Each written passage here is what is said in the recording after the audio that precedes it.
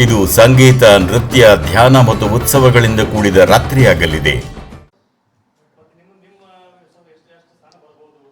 6ನೇ ತಾರೀಕು ನಮ್ಮನ್ನು ಡೆಲ್ಲಿಗೆ ಕರೆದಿದ್ದಾರೆ. ನನ್ನ ವಿಜಯೇಂದ್ರ ಅವರು, ಪ್ರಹ್ಲಾದ್ ಜೋಶಿ, ಯಡಿಯೂರಪ್ಪನವರು ನಾವೆಲ್ಲ ಹೋಗ್ತಾ ಇದ್ರಿ. ಕರೆದಿದ್ದಾರೆ, ಮಾತುಕತೆ ಪಾರ್ಲಿಮೆಂಟ್ ಚುನಾವಣೆ ಬಗ್ಗೆ ಕರೆದಿದ್ದಾರೆ.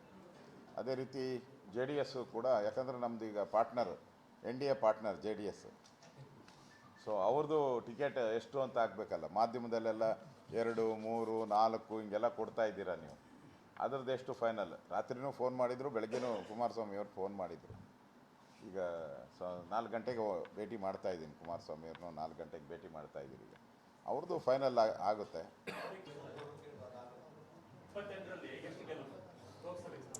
28 ಗೆಲ್ತೀರಿ.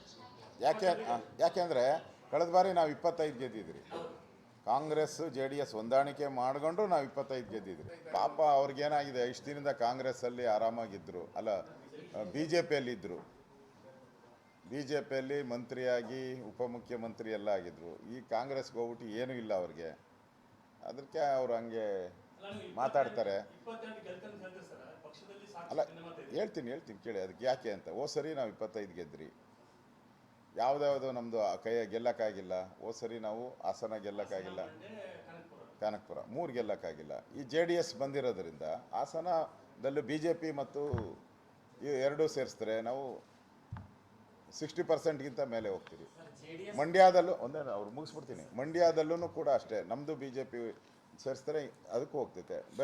ಗ್ರಾಮಾಂತರದಲ್ಲೂ, ಬೆಂಗಳೂರು ಗ್ರಾಮಾಂತರದಲ್ಲೂ ಕೂಡ ನಮ್ಮದು ಮತ್ತು BJP ಸೇರಿಸಿದ್ರೆ ಅವ್ರಿಗಿಂತ ಜಾಸ್ತಿ ಹೋಗುತ್ತೆ. ಸೊ ಆ ದೃಷ್ಟಿಯಿಂದ ಎಲ್ಲೂ ಕೂಡ ಸೋಲೋ ಅಂತ ಪ್ರಶ್ನೆನೇ ಇಲ್ಲ ಈಗ. ಮತ್ತು ಮೋದಿಯವರ ವೇವ್ ಇದೆ ಅಲ್ಲ, ಮೋದಿ ನಮಗೆ ಪ್ರೈಮ್ ಮಿನಿಸ್ಟರ್ ಕ್ಯಾಂಡಿಡೇಟ್ ನಮ್ಮದು ಮೋದಿ ಅಂತ ಅನೌನ್ಸ್ ಮಾಡಿಬಿಟ್ಟಿದ್ದೀರಿ. ಜನನೂ ಕೂಡ ಮೋದಿ ಅಂತ ಇದ್ದಾರೆ. ಕಾಂಗ್ರೆಸ್ಗೆ ಯಾರಿದ್ದಾರೆ? ಕ್ಯಾಪ್ಟನ್ ಯಾರು? Who is the captain? There is no captain. ಕಳೆದ ಬಾರಿ ಅಪೋಸಿಷನ್ ಲೀಡ್ರಿಗೆ ಅವ್ರಿಗೆ ನಂಬರ್ ಇರಲಿಲ್ಲ. ಪಾರ್ಲಿಮೆಂಟಲ್ಲಿ ಅಪೋಸಿಷನ್ ಲೀಡ್ರ್ ಆಗಬೇಕಾದ್ರೆ ನಂಬರ್ ಬೇಕಲ್ಲನಪ್ಪ. 45, 50 ಎಷ್ಟೋ ಬೇಕು? 10% ಬೇಕು. ಅದೇ ಇಲ್ಲ ಅವರಿಗೆ. ಸರಿ, ಅದೇ ಲಕ್ಷ್ಮಣ ಸವದಿಗೆ ಹೇಳಿ ಫಸ್ಟ್ ಅಲ್ಲಿಗೆ ಅಪೋಸಿಷನ್ ಲೀಡ್ರಿಗೆ ಎಷ್ಟು ನಂಬರ್ ಬೇಕೋ ಅಷ್ಟು ಬರಲಿ, ಆಮೇಲೆ ನಾವು ಸುತ್ತಮುತ್ತ ರಾಜ್ಯಗಳನ್ನೆಲ್ಲ ಸೇರಿಸ್ಕೊಂತೀವಿ. ಸರಿ ಅವರಿದ್ದಾಗೆ ನಾವು ಗೆದ್ದಿದ್ರಲ್ಲ 25.